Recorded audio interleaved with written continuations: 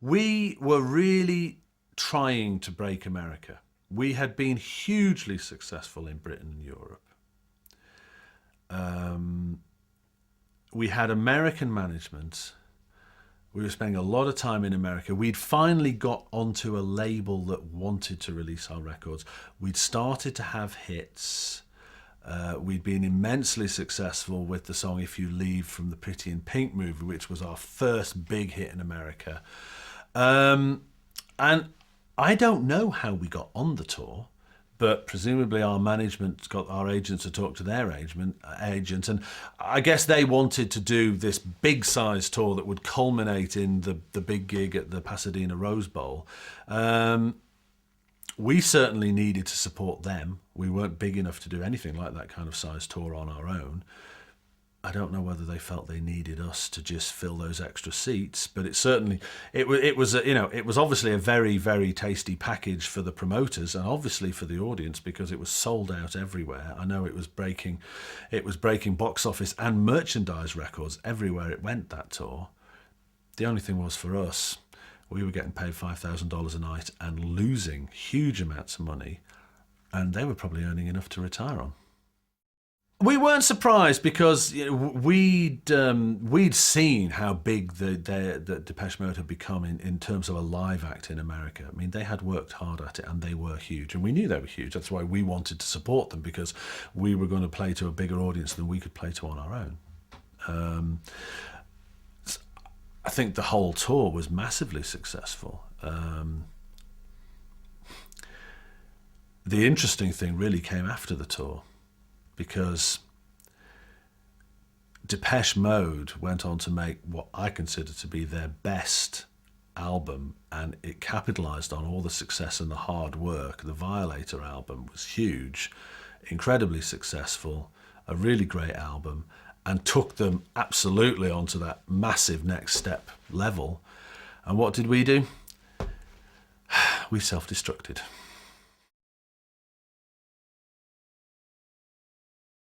There was four acts. There was ourselves and Depeche, and who'd been on the entire tour, and then there was Thomas Dolby and Wire.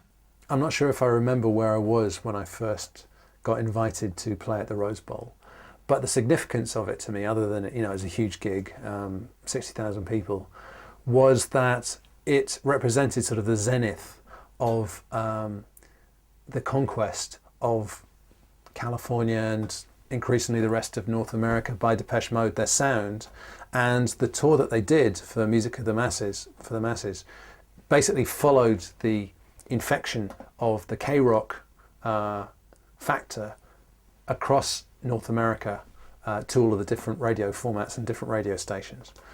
And I think they fed off each other. I think each new city that they got to had just sort of got the bug of the K-rock format, had hit different cities.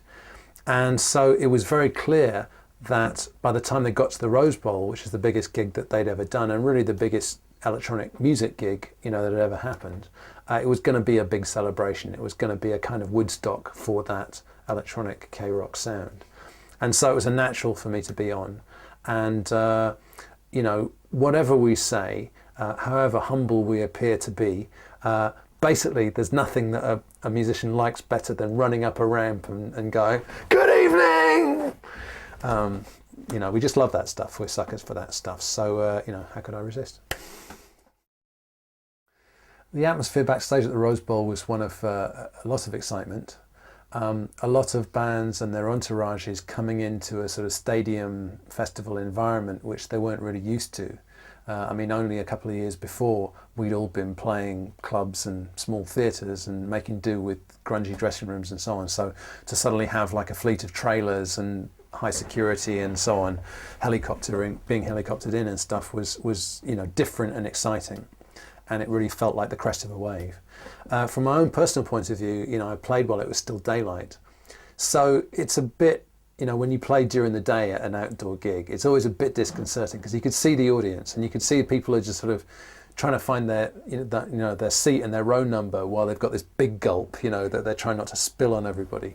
So people were still finding their seats, and that was a little bit strange for me, but it was still really great to be there. And the crowd had warmed up by the time I came on, and I got a great reception. And you know, I'd also had a lot of radio play in California. It was really my strongest territory at that point. And my own band had played, you know, around LA a lot. So there was a sort of hardcore fan base, and a lot of Depeche fans who had obviously heard me on the radio and were very receptive to it. So the vibe was very, very good. I remember being terrified, so frightened that my stage fright manifested itself in, I guess, form of narcolepsy. I just fell asleep. They had to wake me up 5 minutes before I went on stage because my body just shut down. I was like, can't face this. This is scary. I remember it being a great gig after we'd got through Enola Gay, because we went on stage, started the drum machine to Enola Gay. The audience went nuts. I counted it in 1, 2, 3, 4, and just as we came in with the whole band for the main melody, there was a power spike in the generators. Everything went off on stage for a split second, and when it came back on, there was just me and the drums. The keyboards had gone off. They're computer keyboards, and the 2 keyboard players were thrashing dead keyboards, which were just reading back to them, "Disc read error, this will take a while."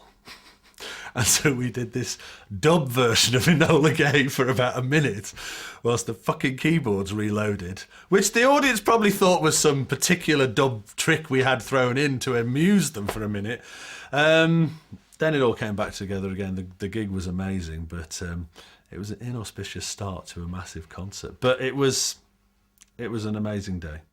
I think there was a certain element on that tour, if I remember rightly, of a little bit of sense of competition, in the sense that, you know, we could go out there and play Enola Gay, Electricity, If You Leave. You know, we had hits in America. We had that, by that stage, built a certain audience. And by the time we came off stage, you know, we had really kicked the audience's arse. So it was like, follow that, lads. And they would, bastards. But I think there was an element of, you know, sort of like, you know, we're going to try our hardest, see if you can top that. There are some bands who tend to not fraternise with other bands, and there's some bands who tend to just be very blinkered. They'll do their gig and nobody else, and not interested. But we would make a point of making sure we watched them, and it was a very nice tour. I mean, you know, the band and the crews all intermingled. I mean, the tour lasted 3 months. I mean, we all got to know each other pretty well.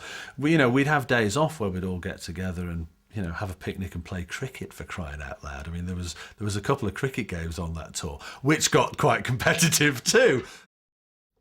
To keep our costs down, we were actually all travelling on one bus with our crew, so we effectively travelled with their crew. Depeche was sort of, I suppose, jetting around, you know. But so there was just one day off when there was this sort of pick-up cricket game. The crews basically played, and so we sort of had us and our crew against their crew, and it was really, you know, sort of like somebody had a cricket bat that was a tennis ball and a make-do wicket, and it was just a bit of a laugh. And we beat their crew. So I think they got a bit pissed off about that. So the next day off, they turned up with pads and a proper ball and stumps, and we were like, okay, now this is a bit serious, isn't it?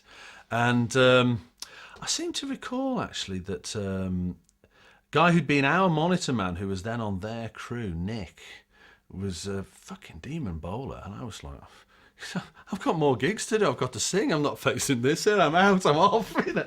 But yes, they had their revenge. That once the Depeche Boys turned up with the proper kit, we got soundly thrashed. And I think the final result was 2-1 to them in cricket games.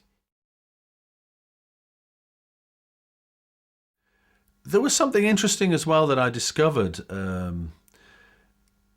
about Depeche Mode on that tour, because I think in the very early days we'd seen them as a band, as a group, as a homogenised group of people who functioned as a band unit. It became fairly evident that by the end of the 80s that they had formed themselves into something that was a lot more than just a band. There seemed to be quite definitive job demarcations.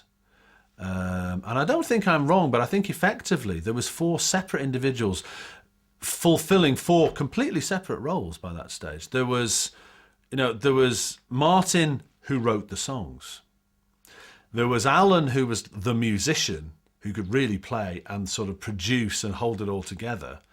There was Dave, just shut up and sing Dave gone. You know, so, I mean, if there was an element of that, which was quite strange, it was like, you know, just Dave, you're just the singer. Shut up and sing and go and prance around in front of the audience, okay?